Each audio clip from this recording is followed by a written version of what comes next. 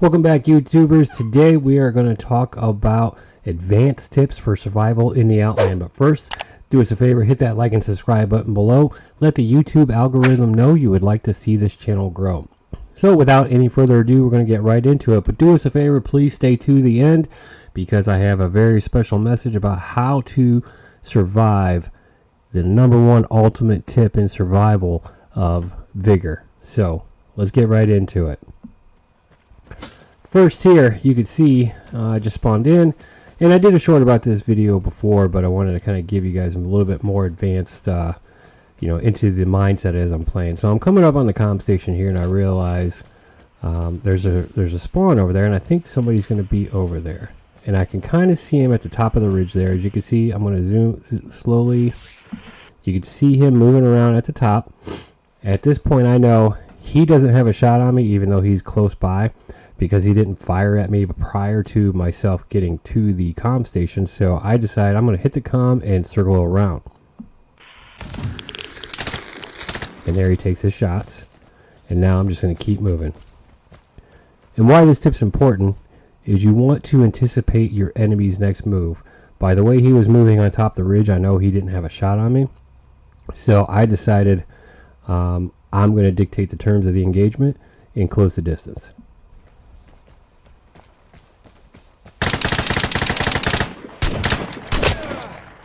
There, I take my shotgun out, get the kill, get his boogle, and I'm out the door. And, this is an important tip too. These tips always work majority of the time. And, that's the guy, in the middle of the, as we're loading in, he's got the level 73 on the battle pass coming in with a bugle, special skin, and I'm like, okay, this is a guy I got to be worried about. But as you can see, using these tips and tricks, your survival rate will go up significantly. This one I want to talk about closing the distance. So I hear a player, and actually I had my headphones on backwards when I was playing, so I'm looking to the right and he's actually to the left. Opposite way of when I'm looking if you're watching on YouTube right now.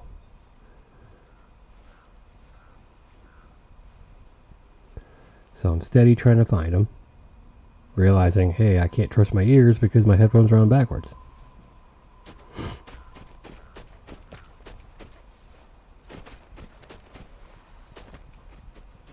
Now I see him. And this is why this is important. So I see him, and I see him aiming downside at me with a handgun. So, and it ends up being a Raffica. And there was a guy in the in the loading in screen that had dual wield Rafficas he brought in too. So I can tell by the way he's looking at me and moving slowly across, he's trying to get a shot on me, which tells me he's trying to aim instead of letting the gun work for him. So in that instance, because I've played this game enough, and you will, get this feeling when you play more too, because I've played this game enough, I know that my chances are, he's got a decent gun. Raffica is pretty good at getting headshots because of the recoil basically straight up. I'm going to close the distance and make sure that my shots are right on target, and my bugle will fire quicker than the Raffica will.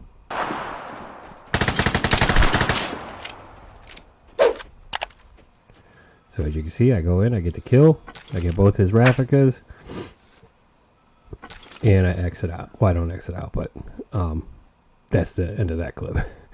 So, that's important. That's an important key, knowing what your opponent's going to do. And you only get that where, it looks right now instantaneously making that decision. Which it kind of is, but the reason I'm able to make that decision so quickly is because I've died enough times not doing the other things, staying on top of the rock, trying to get my pop shots in, and getting randomly headshotted, where I know my best odds are going to be closing the distance, because even though this is a shooting game, I'm not really a really accurate shooter. So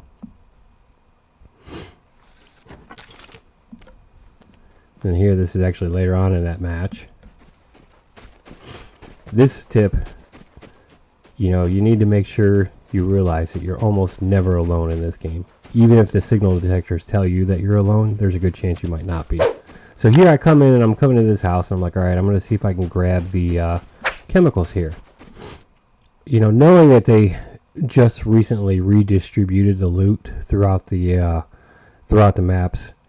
You know, in my mind though, the muscle memory still thinks, hey, there's chemicals here on every turn, and when there's not, you know, the little tingly sense in the game sense goes off in my head, like, oh, maybe there's somebody around or somebody's been through here, because the chemicals that are generally there aren't there. And I haven't played enough since the most recent 13.1 to tell you for sure or not that they are or are not there. But I'm so used to them being there that I think somebody might be around.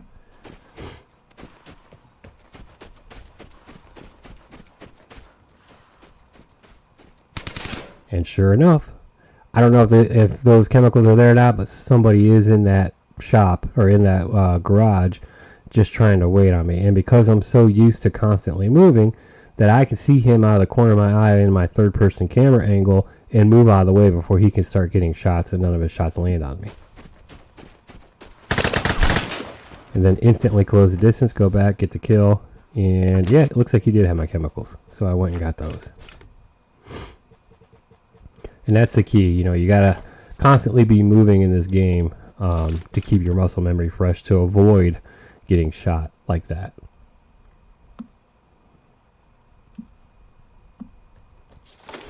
Next tip here, we also did a couple shorts, you know, last week or so, and this is one of those. This is kind of the whole 2-minute engagement. So I'm just wandering around Broadland, and then I get sniped from the back. And why this is important is to know your play style. You know, normally I'm not a sniper in this game, and you know, in the original Warzone I was a sniper. You know, I love the Car 98 and the Swiss meta. But this game I just have not found comfort level with any of the snipers. And even the new snipers in Warzone 2, I really haven't found much comfort in. So I'm trying to get snipes in, and it feels like, you know, a couple of these, I feel like I'm getting headshots or close. You know, that one obviously I'm off target, clearly. But like right there, it's like, how am I not getting any hits on target at all? So at this point, I'm like, you know what? I'm just gonna get randomly sniped if I don't change this up a little bit. And I thought with him staying still mostly, that I was maybe get a shot there, and I didn't. So now I'm like, all right, I'm just gonna push. I got to figure out a way to get over there because I'm only down to 40 some bullets now. So I'm trying to see if I can bait him out a little bit.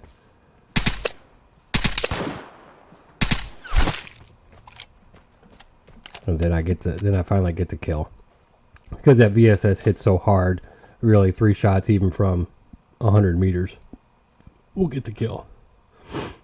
But this is important, like I said, you know, having died enough times in that position to realize, hey, I need to, you know, do something to change it up. And my original plan was to close the distance, but I was able to get the kill shot, you know, on the other side of the bridge. And then here we just want to kind of go over, you know, we did a short on this one, but you know, when you're engaging somebody, and headphones are important, but additionally, not being tunnel visioned. If you're shooting shots, you have to, you know, really be cognizant of there's going to be people around you.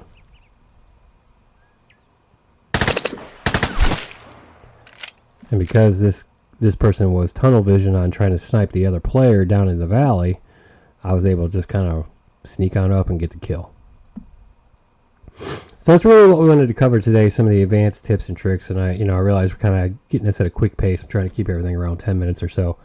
You know, but that's the important key when you're playing this game. And the 3 most important tips that we talked about in the beginning, you know, that we alluded to in the beginning is 1, headphones. You know, this game, unlike any other, you cannot play without headphones. I mean, most shooters you need the audio cues anyways, but this game you will absolutely hear players before you see them. It has to do with, you know, even though they're doing updates to render the graphical, you know, performance higher for the newer consoles, this game still has pop-in because of, you know, being an Unreal 4.3 or 4.26 version of the game.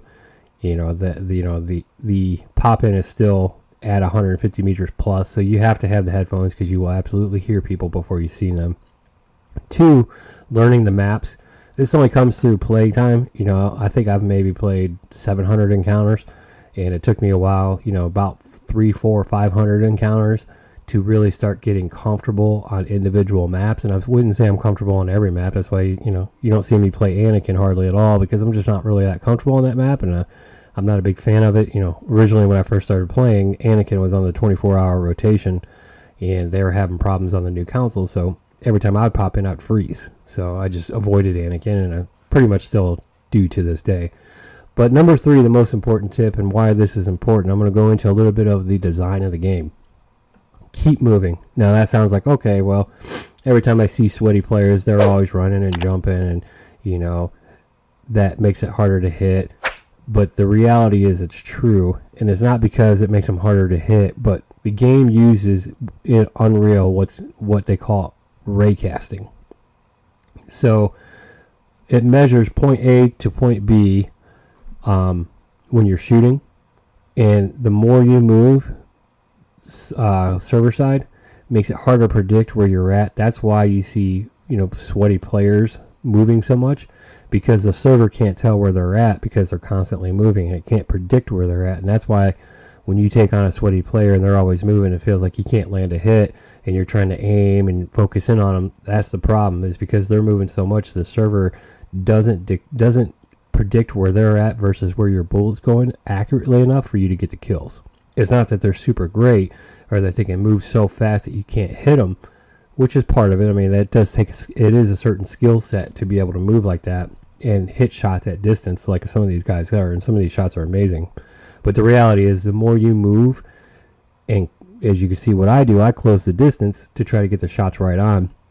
It's not because I'm this aggressive closing the gap consistently player. It's because I'm not very good at shooting, so I have to get closer to shoot. And the reason I keep moving is because it's not my best offense is a good defense. So if the server can't predict where I'm at, because my player model is constantly circling around, it makes it harder to get headshots on me, and it allows for me to close the distance to get to a range where I can basically, get a headshot within 10 meters, because, again, I'm not that great of a player, so I need every advantage I can get.